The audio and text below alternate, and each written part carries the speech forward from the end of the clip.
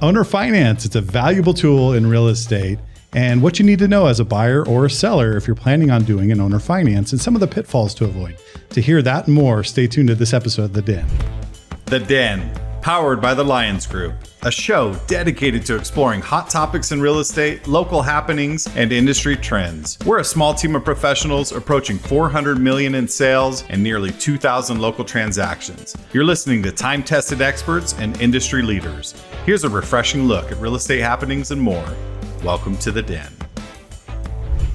Hello, everyone. Welcome to this episode of The Den. Today, we're going to be talking about owner finance. Is it something that you should use or have in your bag of tools in real estate? But before we get to that, let me introduce my friends, my partners, my co-hosts, the fellow members of the Lyons Group. To my left, Paul, Hammy the Rockberry, Aspen the Ninja Gruen, Shannon the Boss, Martin Martinez, and my name is Ben Lyons, and I'm your host of The Den, Top Brokers Taking on Tough Questions.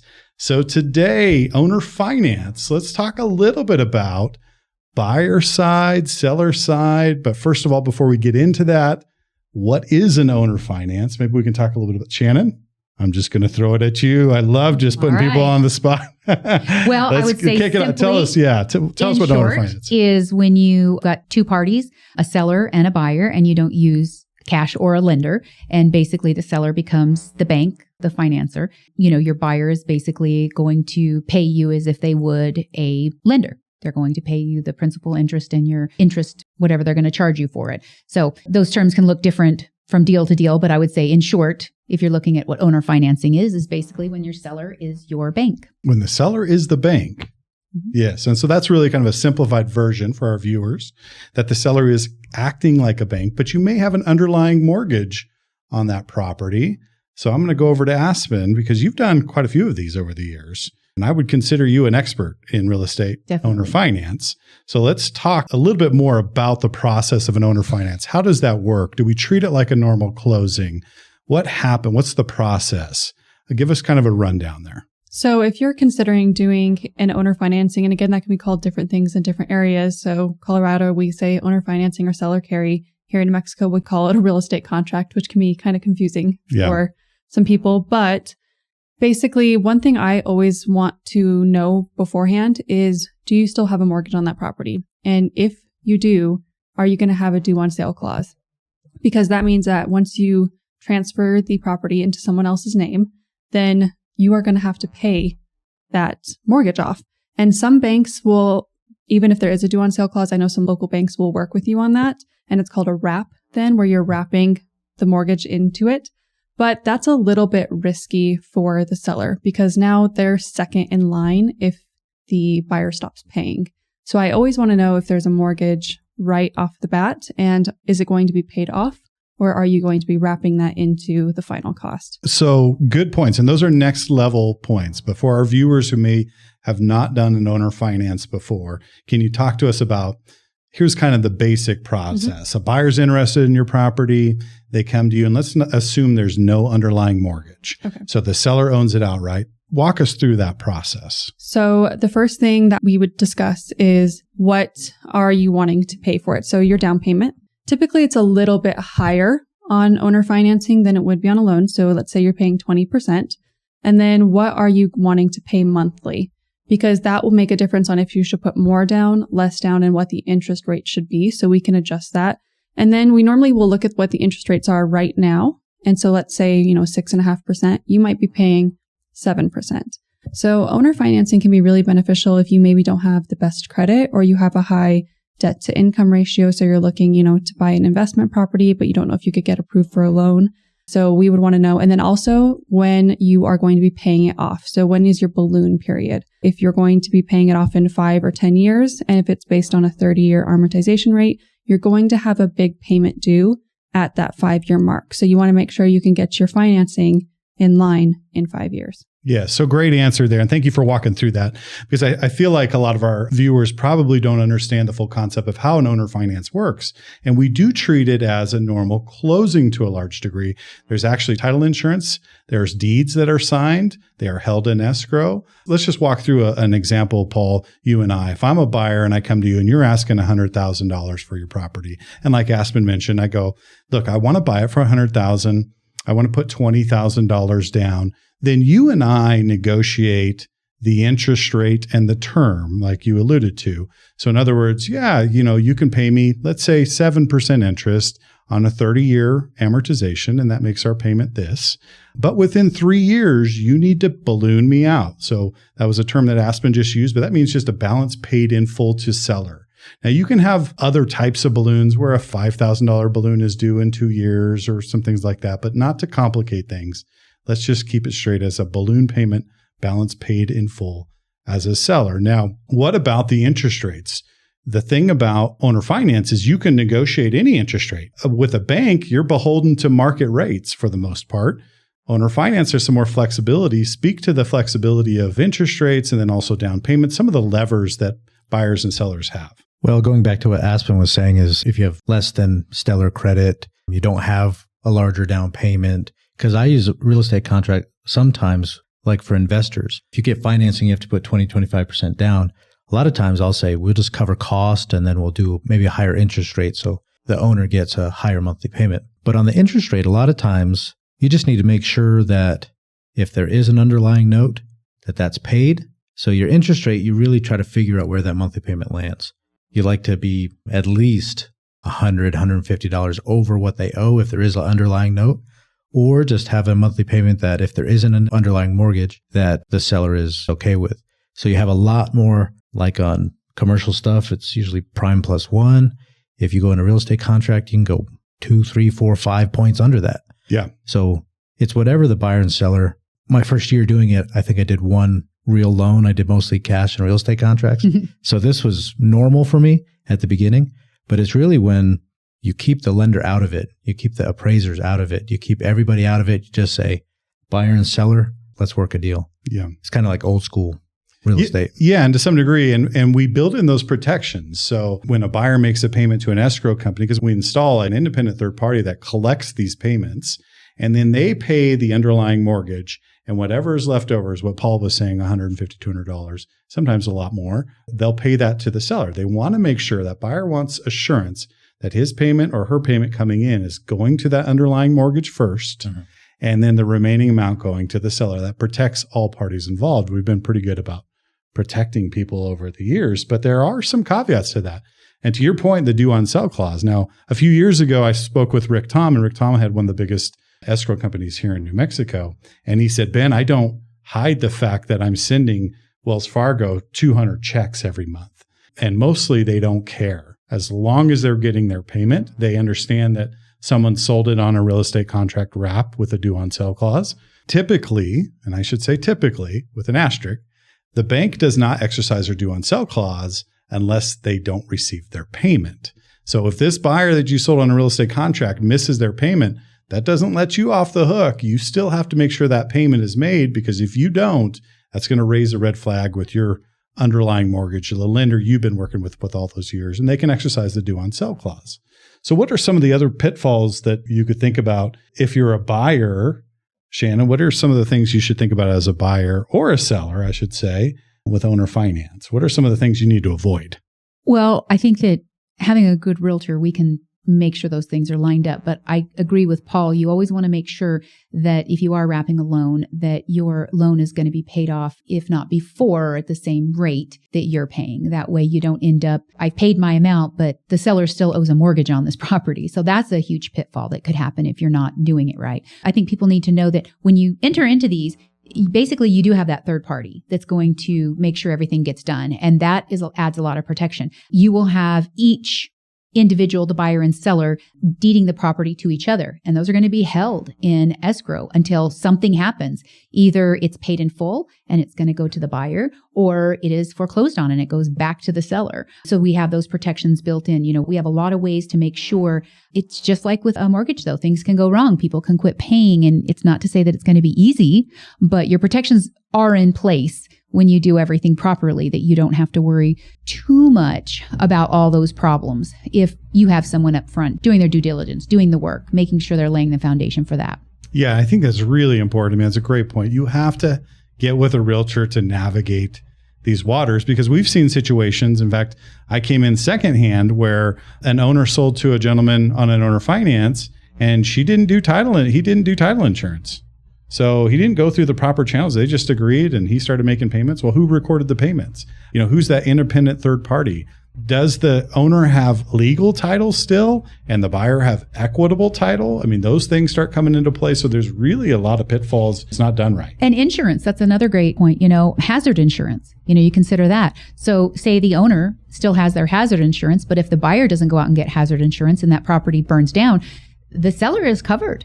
But are you? Yeah. Even though you may have been paying on that property for 10 years and you're almost paid off, it caught on fire now and he's still getting his balance for the house, but you may not be getting it. So there's a lot of things to consider in that. And some people really get upset about that and they say, well, why are we paying to insure? This is wasting money. Why are we paying to insurance? Why are we doing, there are ways to get around that. You can add the additional insured to your policy if you want to. You can get separate policies. There's a lot of things you can do, but you have to know. And a lot of times when people are doing it on their own, they don't know those things to watch out for. Yeah, it can be scary for sure. Thoughts, or you want to add on to that? What Shannon was saying?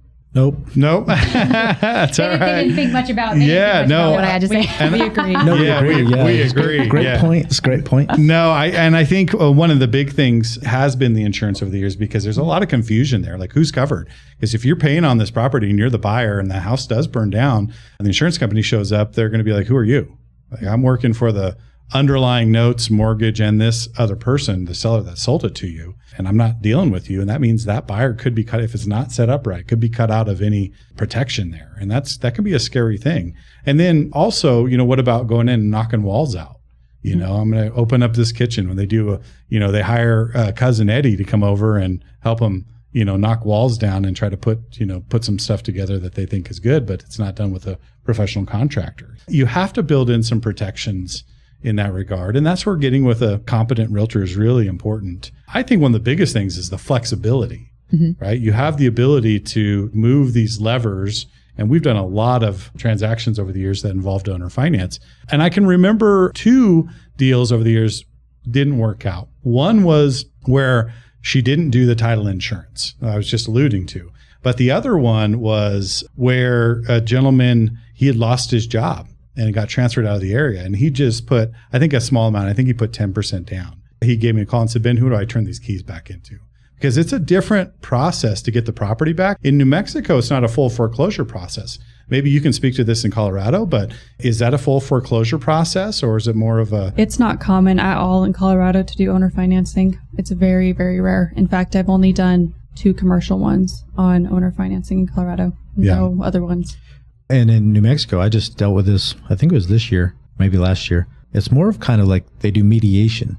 The escrow company will give notice after 60 days of non-payment. They'll give notice, and then the seller has to go to the buyer, say, can we square this up, or do we need to renegotiate terms?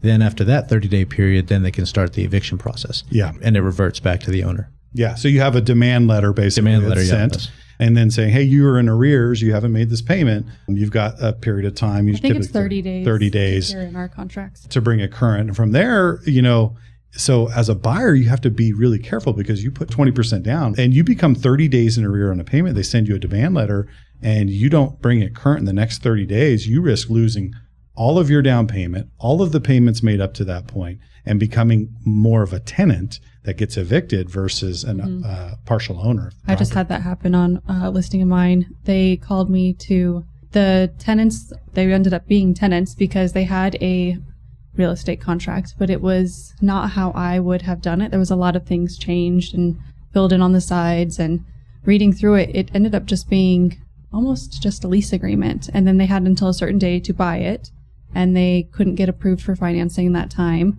And so it just went back to the sellers, and it has been a long and messy court process. And the house was not kept up according to the contract that they had. They've lost quite a bit of money on what they could have sold it for. It's a really unfortunate situation for both the buyer or the tenant and the seller, because there wasn't anything in place to really help them. So I came in at the end and kind of being like, it's too late to do anything. We're years past when we could have done something. Yeah, and that's a good, an analogy would be like, here's a soccer ball and there's a field, go out and play. And no one's out there going, hey, here's the goal line, or here's the out of bounds. And then you just leave it up to them to play square. That's hard. But I think you brought up a great point. I want to talk about that a little bit, is what's the difference between an owner finance and a lease purchase? There's a big difference. If anyone wants to jump in and speak to that, I think it would be good for people to understand. Well, just come back to me on the last topic because I have something to add to that. No, go ahead. Why don't you do that before we talk about lease purchase? I had something on a commercial deal. A guy owned on a real estate contract numerous office spaces. So we started to list them all, and we talked to the lender that held the note, and he says, yeah, you can sell that one on a real estate contract. But then what happened was we sold that one on a real estate contract. We tried to sell the other one. They go, okay, we can't be second on these notes. Mm-hmm. They said to sell that one off, you have to pretty much pay off the entirety of the note. So luckily he had the cash to do it. But when we start dealing with investment properties, bundling them all into one loan or trying to sell them on real estate contracts when you have an underlying note, that can get very tricky very quickly. Yeah. So if you're out there trying to do that, make sure and talk to a pro. And you have some banks, like a local bank, will typically work with you. They'll look at it and go, okay. This was a local bank that said, well, I need $90,000 for you to do this. Sure. And to that point, the local bank will go, we can do one, but you can't on the other one. You need to do that. So that's what happened there. Some of the bigger banks, they don't care. If you're selling any aspect of it, it's going to trigger that due on sale. But that was my one experience with the due on sale. Yeah. To do that one, we need to be paid off. You need to be paid off. And rightfully so. It starts getting too convoluted, and the bank has to protect their interest. So Shannon, talk a little bit about the difference between a lease purchase and an owner finance, and why typically, and I'm going to throw this out there, why typically lease purchases don't work as well as owner finances anyways. Well, I think when you're in a lease purchase situation, you really don't have any ownership. When you record a real estate contract, there's some teeth to it. You actually have your name on the deed. You actually have a third party recording your payments coming in and putting them towards the balance that you owe. If you just have an agreement, like I'm going to rent this for 10 years and then I'll buy it and I'll get back some of the rent or whatever that agreement may be, I just don't think that you have the protection in place. You also have a lot of questions. You're still just a renter. So what happens if you don't have those things in place? What happens if the water heater breaks? You're buying it. So do you do it, or you're really just a renter now? Does the seller do it? I think there's just a lot of gray lines there. I think for some people it may work, and it's a way to get your foot in the door, and it's a way to get yourself maybe to a real estate contract or to a loan with getting a little bit of equity out of your rent that you've been paying. It can work for someone, but I don't think that you don't have the protections in place where I think if you're really planning on buying it, go with the owner financing. I think you just a better shot at, protecting your investment in the house as a buyer. Yeah. When I hear owners say, I'll just lease it for a few years, and I go, whoa, wait a minute. They may say the market will be better in a couple of years or whatever. I stop them and say, do you really want to lease to someone who's not going to take care of this asset? They may, do damage on it for the next few years, and you're hoping and banking on the market being better when you can offer out an owner finance and someone puts down a significant amount of money. They're vested in that property. They don't want to take care of it. They're not going to let the grass go. There's parameters to their ownership. There's parameters to when you're going to get paid off. Because in this situation, you're talking about the lease purchase, what happens in the market goes crazy in 5 years, and the buyer goes, oh, I want to buy now. And the seller says, I don't want to sell it now. It's worth double what we had talked about. And so if you don't have those protections, it gets a little squirrely. I have yet to see a lease purchase work out in all these years. And that's why I caution our people watching this. If you are looking at a lease purchase, really think through that. Or is an owner finance better, where it protects all parties involved? If I'm a buyer, I want my name on the deed. Exactly.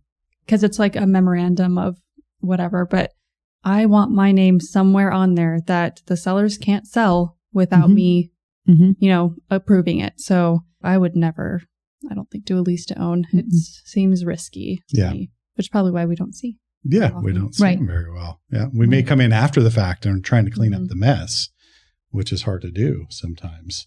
So we've seen some interesting situations over there. One more popped into my head. It was the same situation where they didn't do a title insurance on it, and the buyer had federal liens, tax liens against him. And so what happened was she did an owner finance, but since he was attached now, the liens attached to the property, and he stopped paying. And so she's like, okay, well, I'll just get rid of him. And that was fine. He was ready to move on. But guess what stayed? Still has his debt. the tax lien stayed on the property. So there's some things to look out for That's there. why our real estate contracts are so good too, our own seller financing contracts, because it says if there's any liens on the property, who's paying them? Are they going to be wrapped into the payment? It goes through every little item. Mm-hmm. And we actually don't have something like that as good as the New Mexico ones in Colorado, which might be why we don't see it quite as much. Mm-hmm. That was surprising you said that. New Mexico was better than usually Some Colorado things. is. Yeah. Yeah. But we're getting good at real estate contracts because lending is kind of tough right now. Yeah. What situations would you see someone doing in owner finance as a buyer? I mean, one thing that jumps into my head is someone who maybe just started a business and they don't have 2 years of returns, but they have some liquid cash and they've shown a good track record. Would that be an instance where someone would want to do an owner finance? What's another situation? Maybe a retiree. This is going to be their retirement income. You can probably get a lot more money out of it if you stretch it out over 10 or 20 years for somebody and you're collecting, 6, 7, 8% interest every single month on top of that regular payment that you would be getting. So you might get your $100,000, but you might get another $40,000, $70,000 depending on how long you let it go. And if that's your long-term income, why not get a monthly payment instead of all at once? Yeah, there's more money. There's a reason why these banks have big buildings and a lot of employees. They make interest. And so as owners, if you can make interest on your investment, that's huge, especially as front loaded. What are your thoughts about some other instances where it would make sense for a buyer to purchase on owner finance? I use it as alternative to financing a lot. Like if they can't come up with a down payment, or if a seller is willing to work with somebody that has a foreclosure or a bankruptcy or something like that, they make good money, but they don't necessarily qualify for traditional lending. The down payment has been a big one. And with interest rates, when they got up to high 7s, it was maybe I could work a deal that would get you in the 5s. And you can afford that, but you can't afford the higher payment. That's when I've used it a bunch. And investors. Every investment property I go for, that's the first question. Yeah. Will they do a real estate contract? Will they contract? carry a contract? Yeah. What you nailed something there. We've had good people that have had bankruptcies over the years. They've had health challenges and couldn't pay their medical bills. And they've been good their 40 years of their life and then have had this challenge and they've had to file bankruptcy. They can't get a loan. They rightfully should be able to get a loan if all the terms are met and a seller is agreeable to it. So that would be an instance where an owner finance would work. And to your point, then it works for the seller because they're making interest on their investment. So a great conversation. We're going to end it here because we're running out of time. Let's jump into the speed round. What is I would say, the biggest, and I left it blank. I like that question. The biggest. What is the biggest? What is the biggest issue or problem or pitfall that you see with owner finance, Paul? Getting a good escrow company to keep track of everything is vital because when it goes wrong quick. And then the other thing is when you agree with somebody, know that they now own the house. They can do whatever they want with that house. We have a couple of clauses that says you can't sell it without consulting the original owner first. But I think what I hear from a lot of people is, but I still own the home, right? Or I always tell people, you can't go and check on the house. It's not yours anymore. It's theirs. So I think just making sure you have a good escrow company and then making sure you understand, both sides understand all the terms. A clear understanding of terms. Absolutely. Aspen, what's the biggest pitfall and maybe the biggest pro? I think one of the biggest issues that I could see happening is if you are an investor and you're getting all these real estate contracts and they're all due in 3, 5, 7 years, and you actually don't know if you can get a loan for those. I think you need to talk with your lender prior to doing a real estate contract. You need to know that in 3 years, you can get a loan because if you can't, all that money is just lost down the drain. Yeah. And for me and the people I work with, which is primarily investors, the biggest pro is it doesn't show up on your DTI. That's the biggest pro for a real estate contract. Yeah. And you don't have to bring out all your stuff and your DNA to go get a loan. Yep. So that's fantastic. And great point about the consulting a mortgage broker. A lot of people don't think about that. Well, I got to refinance in 3 years. I better make sure I can. Yeah. Otherwise you lose everything. Shannon. I think what I would want to mention more than anything, not just a pitfall, but just know that it's not for everybody. For some people, this works amazing and they can have numerous real estate contracts, whether you're a buyer or a seller, and it could just be flawless and work really good for you. But it's not for everybody. Not every seller is going to have the stomach to wait out so many years to get their money or to wonder if, it's going to get paid off or to pay the payment themselves if somebody isn't making it. It's not for everybody. It's not a right fit for everybody, but it is a very, very valuable tool. When it's needed, it's something to consider and fall back on. Well said. And I think I would round that out with saying the same thing. I think that it's a wonderful tool if it's the right fit for you, but you need to get someone that understands owner finance and help them navigate the channels with you. Whether you're a buyer or seller, there are safeguards in there to protect you and help both parties, because ultimately we want to make sure everyone's protected and they understand the rules of the game. And that's important to make a win-win in real estate. But what an incredible tool, especially for investors or people that may not be able to get conventional financing. Owner finance is really a tool that should be used when it's the right fit. So thank you for that. On to my favorite part of the podcast, which is called the Lyons Pride. And as Lyons Group members, we give back to our community in special and unique ways. We like to honor others that do the same, whether it's a person, an event, or an organization. We like to recognize them and tell them thank you for helping our community become better. Shannon, the boss, you're up today. Who would you like to highlight for the Lyons Pride? So I want to talk about the summer lunch program and what that brings to our community. And I think that sometimes we take for granted that it's summertime, kids are home, everybody's just home, but there are a lot of families in our community that depend on the school system to feed a nutritious breakfast and lunch to their kids. There is a lot of kids who maybe don't have that stability at home, and they rely on that time with adults and with just kind of being, nurtured and cared for. The school system, and they do this in Bloomfield, they do it in Aztec, they do it in Farmington. I think it's put on by the Farmington Municipal School System and the city of Farmington. And I know that some of the cities like Bloomfield and stuff participate in as well. They also get some grants from the Department of Agriculture, I believe, for funding for this. But during the summer months, from as soon as school gets out to the time they go back, there are numerous locations throughout San Juan County. They are everywhere here. They're at all the schools. They're at most of the parks. They serve hot breakfast at one or two locations around town. They serve lunch at numerous. And then there are a few locations where they serve like a late snack, late lunch, like around 3 to 5. That is vital for some of our families in San Juan County that don't have those resources, or, parents just aren't home to make sure that their kids are provided for well, but they do have a park or a school right next to their house. Kids can go there on their own. There is no need to sign up for it. There is no registering for it. If you are under the age of 18, you can show up and you can get meals served to you basically 3 times a day. And that is put on by our community. There's a lot of people that make that happen. There's a lot of state dollars, local tax dollars that make that happen.